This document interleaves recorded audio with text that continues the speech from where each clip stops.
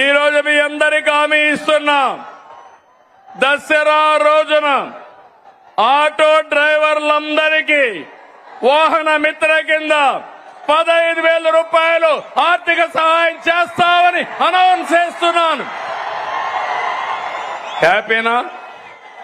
సంతోషమా అని అడుగుతున్నా.